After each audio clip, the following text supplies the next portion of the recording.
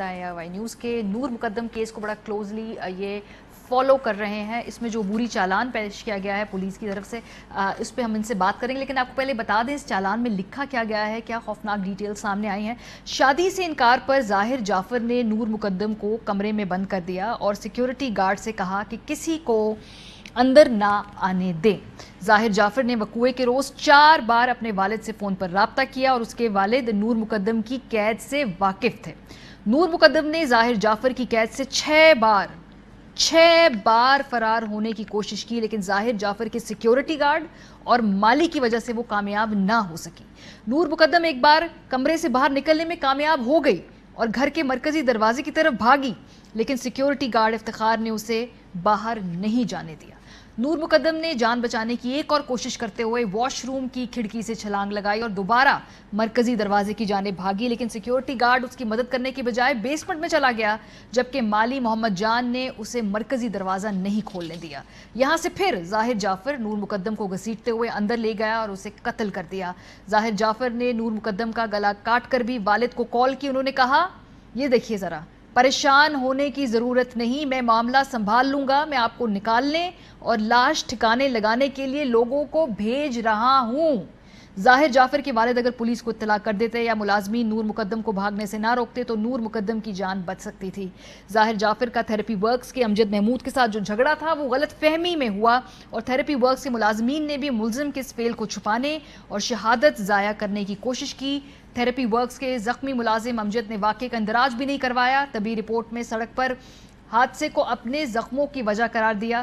Police چالان میں 12 ملزمان کے خلاف ثبوت اور 18 گواہوں کی فہرست بھی عدالت میں جمع کرائی گئی ہے. ایف آئی اے سے لیپ ٹاپ، موبائل فون کی فورنزک رپورٹ آنے کے بعد ایک ضمنی چالان مزید جمع کرایا جائے گا.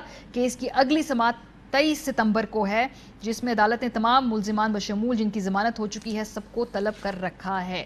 ذوالقرنین حیدر صاحب، یہ جو پہلے تو بتائیے جو کیس ہے اس میں یہ جو چالان پیش کیا گیا ہے اس میں جو معلومات ہیں یہ کیسے سامنے آئی ہیں، یہ کس کس نے بیانات دیے ہیں اور جو پولیس نے چالان دیا اس میں ایگزیکٹلی کس نے کیا بات پولیس کو بتائی ہے؟ دیکھیں، جو اہم بات ہے وہ یہ ہے کہ جو ڈاکٹر امجد ہے اس نے پریس کانفرنس بھی کی اور پہلے پولیس کو بھی بیان دیا. تھیراپی ورکس والے اس نے ہی یہ بات بھانڈا اصل میں کھول دیا تھا. اس نے کہا کہ جب اس کے باپ کا فون آیا کہ وہ آؤٹ آف کنٹرول ہے تو آپ ذرا جا کے ٹیک کیئر کریں، اور اس کو جب صورتحال بتائی تو وہ کہتے ہیں کہ بڑا انہوں نے ٹھنڈے انداز میں کہا اچھا چلیں آپ نہ جائیں اور اس کو لے کر آئیں.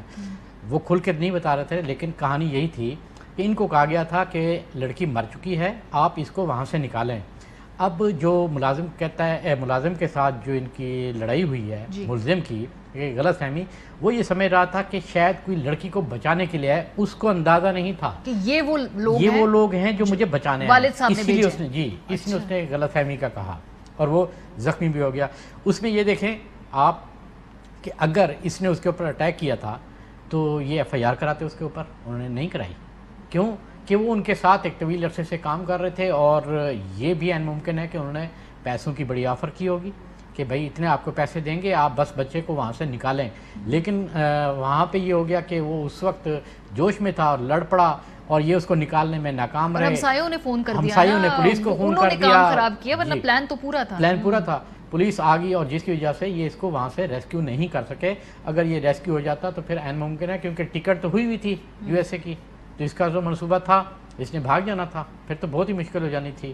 لیکن پولیس پہنچ گئی جس کی وجہ سے اب اصل جو چیز ہے کہ سزا اس کو کیسے ملے گی. جو چلان میں وہ ہے ایویڈنس، اصل جو ایویڈنس ہیں وہ ہیں آپ کے فرنزک کے. ڈی این اے میچ کر چکا ہے، لڑکی کا بھی لڑکے کا بھی.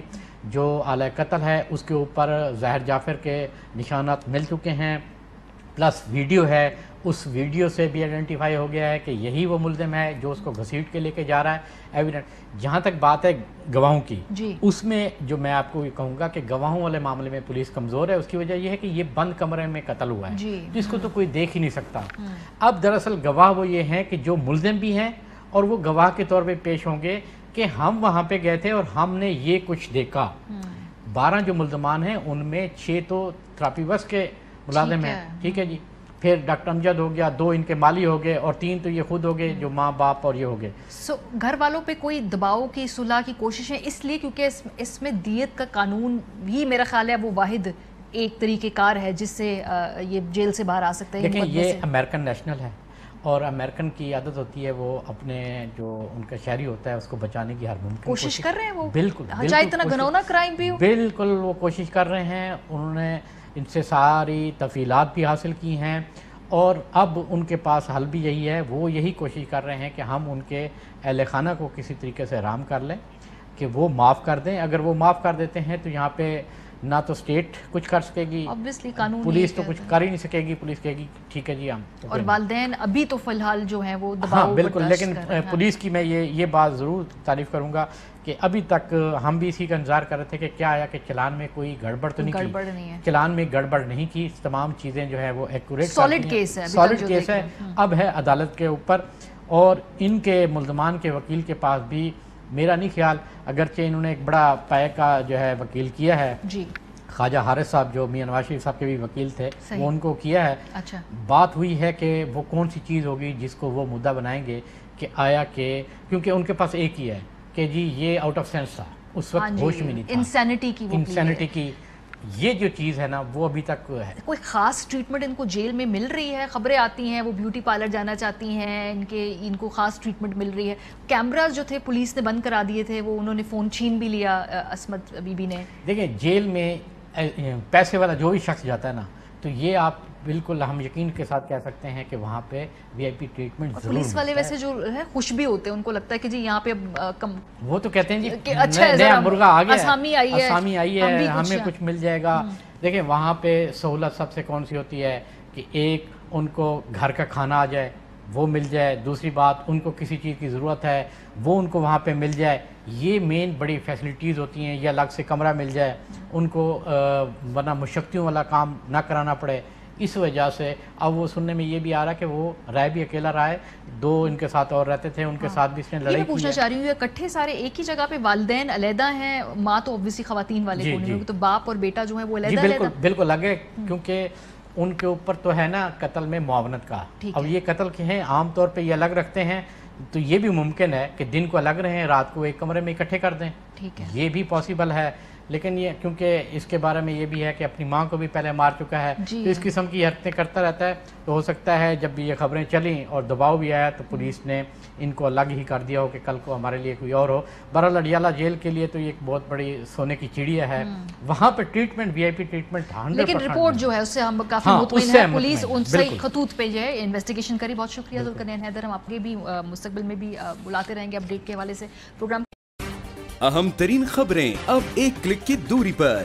آپ کے پسندیدہ ٹاک شوز ہوں یا اہم ملکی یا غیر ملکی شخصیات کی نیوز کانفرنسز، ہر لمحہ باخبر رہنے کے لیے سبسکرائب کریں ہمارا یوٹیوب چینل. موسم کی صورتحال ہو یا کھیل کے میدان سے خبریں، اپنے موبائل فون سے ملکی اور بین الاقوامی اہم خبروں تک رسائی کے لیے ڈاؤن لوڈ کیجیے موبائل ایپ.